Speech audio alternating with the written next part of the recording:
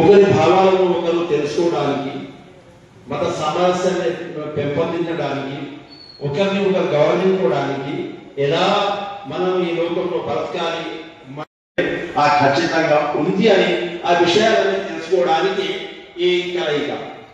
మనం చూస్తా ఉన్నాం. నిజంగా మన భారతదేశం అంటే హిందూ, ముస్లిం, సిక్, ఈసాయి, మన ఇష్టం అందరూ ఉన్నారు. మన పాస్టర్ గారు ఉన్నారు, మన పండిత్ గారు ఉన్నారు, మన అశోక్ కుమార్ గారు ఉన్నారు, మన జమాత్ ఇస్లామీ సభ్యులు ఉన్నారు.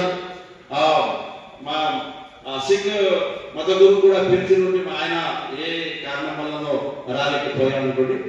అసలైన భారతదేశం అంటే ఏదండి? కేవలం మనం బతకడం కాదు. మనం ఎందుకు బతుకుతున్నాము, ఎలా బతకాలి, కొన్ని వేల సంవత్సరాల నుంచి భారతదేశంలో అందరూ కలిసిమెలిసి ఉంటున్నాం, కలిసిమెలిసి ఉన్నాం కూడా. అయినా కూడా ఈ దీన్ని చీల్చి చిట్టాడే ప్రయత్నం చేస్తా ఉన్నాయి కొన్ని శక్తులు. ఆ శక్తులు మనం గుర్తించాలి. ఒకసారి జమాత్ ఇస్లామీ మహాసభను ఉద్దేశించి బెంగళూరులో మహాసభలు ఏర్పాటు చేసినాడు. అందులో జగద్గురు గారు ఒక మాట అన్నారు. నిజానికి ఎప్పుడైతే నేను ఏదైనా సందర్భంలో మాట్లాడే అవకాశం ఉంటే ఎప్పుడు ఆ జగద్గురు గారు చెప్పిన మాటలు చెప్తా ఉంటారు. ఆయన ఒక మాట అన్నారు, ఎవరైతే మిమ్మల్ని కలిపే ప్రయత్నం చేస్తారో వారు మీకు జీవితంతో సమానం. వారిని అలాగే ప్రేమించండి ఎలాగైతే మీరు మీ జీవితాన్ని ప్రేమిస్తారు.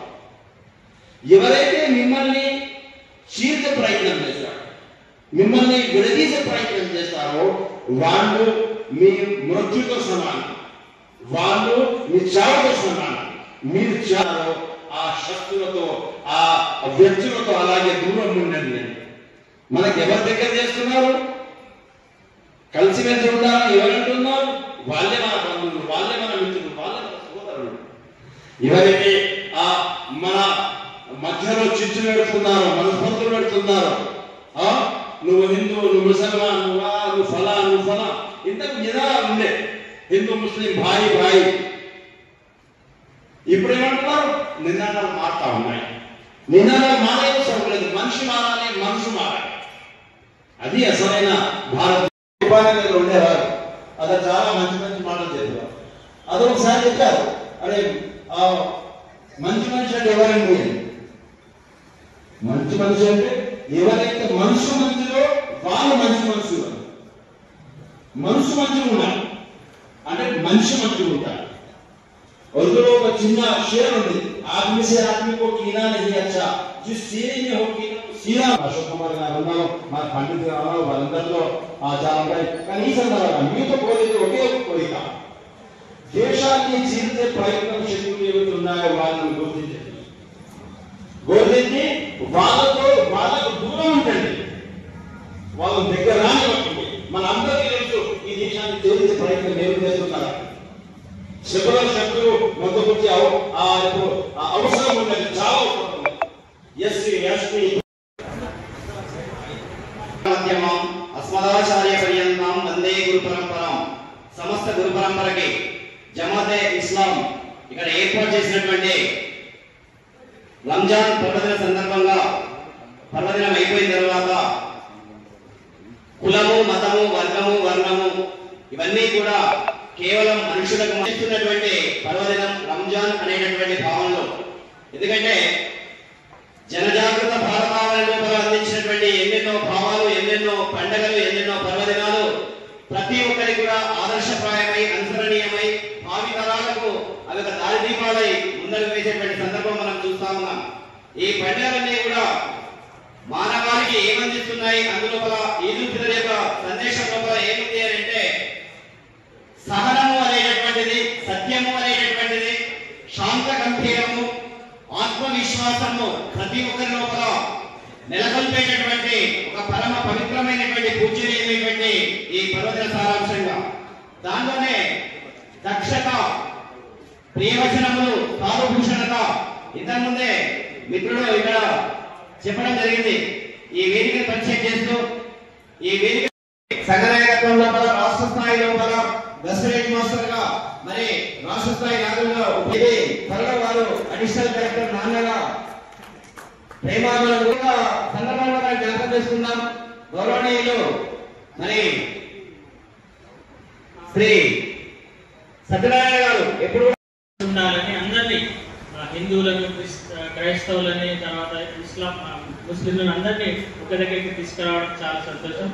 ఈ మతపరమైన ఈ కార్యక్రమాలు జరగడం చాలా మంచి పని అందరం. ఎందుకంటే వ్యక్తిగతంగా మనం ఏది కూడా సాధించలేము, ఒక సమిష్టిగా అందరం సాధించగలుగుతాం. ప్రతి మతంలో కూడా సుఖము, శాంతి, ఆనందము, ప్రేమ ఈ 4 బిడ్డ ఉంటే ఖచ్చితంగా జీవితంలో అంతకంటే మించి ఏమీ లేదు. అందుకొరకు వాటిని సాధించడానికి ప్రతి ఒక్కరు కృషి చేయాలి. ప్రధానంగా మన మత గ్రంథాలు, మన జీవన విధానం, మన ఆదర్శం అంటే మానవుడు ఏ విధంగా జీవించాలి, కుటుంబంలో ఏ విధంగా ఉండాలి, సమాజంలో ఏ విధంగా ఉండాలి, దేశంలో ఏ విధంగా బోధిస్తుంది. కాబట్టి కనీసం ఎవరైనా సరే రోజుకి కనీసం 1 గంట, హిందువులైతే భగవద్గీతను, ముస్లింలైతే ఖురాన్, క్రైస్తవులైతే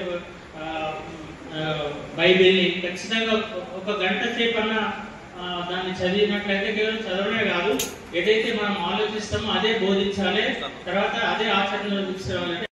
నిర్వహించిన మరి జమాత్ ఇస్లాంకు థ్యాంక్స్ చెప్తూ ఒక చిన్న ఇంతకుముందు నేను ఒక షేర్ చెప్పాను, దాన్ని కొంత భాగం చెప్పదలుచుకున్నాను. मिली थी जिंदगी किसी के काम करने के लिए, पर वक्त बीत रहा है कागज के टुकड़े कमाने के लिए। क्या करेगा इतना पैसा कमाकर, ना कफन में जेबें, ना कफन में अलमारी। ना చిన్న ఉపన్యాసాన్ని ముగిస్తున్నాను. జై భారత్. జమాత్ ఇస్లాం హిందూ సంగారెడ్డి మరియు జిల్లా కమిటీ బాధ్యులందరికీ, వేదికను అలంకరించిన మిత్రులకు, వేదిక ముందున్నటువంటి మిత్రులందరికీ ఆశిస్తే, ముస్లింలు అయితే 1 నెల రోజులు కఠోరమైనటువంటి ఉపవాస దీక్ష ఉండడంతో పాటుగా నమ్మినటువంటి అల్లాహ్కి దగ్గరగా అవ్వడానికి ఆ ఉపవాస దీక్ష ఉపయోగపడుతుంది. అట్లనే నాకు అంతకంటే మించి ఇందులో నచ్చినటువంటి విషయం, పేదవాళ్లకు సహాయం చేయడానికి ముస్లింలంతా తన సంపాదనలో కనీసం 2% పేదలకు ఇచ్చి వాళ్ళను ఒక సమాన స్థాయిలో ఈ పండుగ రోజులైనా సంతృప్తికరంగా జీవించడానికి వాళ్ళ దానం చేయాలనేటువంటిది ఒక నిబంధన ఉండడం అనేటువంటిది నాకు అన్నిటికంటే బాగా నచ్చింది. మనుషులంతా సమానమే అని అనుకున్నట్టయితే మనలో ఉన్నటువంటి ఆస్తులు కూడా సమానమైనప్పుడు మాత్రమే సమానం. ఎవరి ఆస్తి వాళ్ళు, ఎవరి సంపద వాళ్ళ దగ్గర ఉండి అందరు సమానం అని చెప్పడం అని అంటే దేవుడి దగ్గర సమానం అని చెప్తూ ఉంటాం, జీవించే దగ్గర కాదు. అట్లాగే కుటుంబాల్లో కూడా సమానంగా ఉండేటువంటి పరిస్థితి. అందుకని నాకు చాలా ఇష్టమైనటువంటి విషయం ఏంటంటే సంపదను పంచడం, మనుషులంతా సమానత్వం కావడం అనేటువంటిది నేను ఖురాన్ అదే అంటుంది. ఈ ఉపవాసం మీకే కాదు, మీ ముందు కట్టించినటువంటి సమాజాలపై కూడానే ఉంది అని చెప్పారు. అంటే ఖురాన్ కొత్త ఉపవాసాన్ని ప్రవేశపెట్ట. ఉపవాసం అనేటటువంటి కాన్సెప్ట్ ప్రతి మతంలో కూడా ఉంది, పాటించే విధానం వేరే ఉండొచ్చు. బట్ కాన్సెప్ట్ స్పిరిచువాలిటీ అనేది ఎక్కడైతే ఉందో, ఫాస్టింగ్ అనేది ప్రతి చోట ఉంది. ఇంకా చెప్పారు విభిన్నమైనటువంటి ఉపవాసాల గురించి. కనుక ఖురాన్ ఏం చెప్తుందంటే, గతించినటువంటి సమాజాలు లేదా మతాలు ఏదైతే విధానాలు అవి ఏ యథార్థాన్ని అయితే చెప్పాయో ఖురాన్ అదే యథార్థాన్ని చెప్పింది తప్ప కొత్త విషయాన్ని చెప్పాలి. దానికి ఉపవాసం అనేది ఒక ఉదాహరణ. ఇక ఖురాన్ చెప్పే 3 ముఖ్యమైనటువంటి విషయాల గురించి మాట్లాడదాం. అది చెప్పినట్టు ముందుకెళ్తాం. ఖురాన్ ఏమని చెప్పిందంటే, మీ అందరినీ సృష్టించినటువంటి సృష్టికర్త ఒక్కడే అని చెప్పింది. ఇది కూడా పాతదే, కొత్తదేమి కాదు. ఎవరినైనా సరే మనం ఆలోచించినట్లయితే, ఎవరి యొక్క విశ్వాసాలైనా సరే ఒకసారి పరికించినట్లయితే, స్పృశించినట్లయితే వాళ్ళు చెప్తారు, మా గ్రంథంలో కూడా దేవుడు ఒక్కడేనని ఉంది అని చెప్పారు. పైన ఆకాశం అనే కానీ, కింద భూమి అనే కానీ, భూమి కింద నీటి అనే కానీ, ఏ వస్తువునైనా విగ్రహమైనా చేసుకోరాదు, వాటికి సాగిలపడరాదు, ఎలా అనగా మీ ప్రభు అయినటువంటి యెహోవా రోషము గల దేవుడా ఉంటుంది. Bible old testament. అలాగే నిన్ను వలని పొరుగు అని ప్రేమించాలి దానికంటే ముందు ప్రధానమైనటువంటి ఆజ్ఞ ఆ దేవుని యొక్క ఏకత్వానికి సంబంధించినటువంటి విషయం ఉంటుంది. అలాగే ఏకం ఎవద్వితీయం అని ఉంటుంది. దైవం ఒక్కడే, ఆయన ద్వితీయం కాదు, రెండు కాదు అని చెప్పింది. ఏకం తత్ విప్ర బహుదా వదంతి అనుకుంది. ఆయన ఒక్కడే, కానీ ఆయన విప్రులు అనేకమైనటువంటిగా చెప్తారు అంటే అనేకమైన భాషల్లో ఆయన గురించి చెప్తారు అని చెప్పి పరిచయం చేస్తారు. ఆయన ఎలా దైవాన్ని ముస్లింలు అల్లా అంటారు, క్రైస్తవ మిత్రులు యెహోవా అంటారు, హిందూ మిత్రులు సర్వేశ్వరుడు అంటారు. కానీ కూడా టెక్స్చువల్ లాంగ్వేజెస్ అన్నమాట.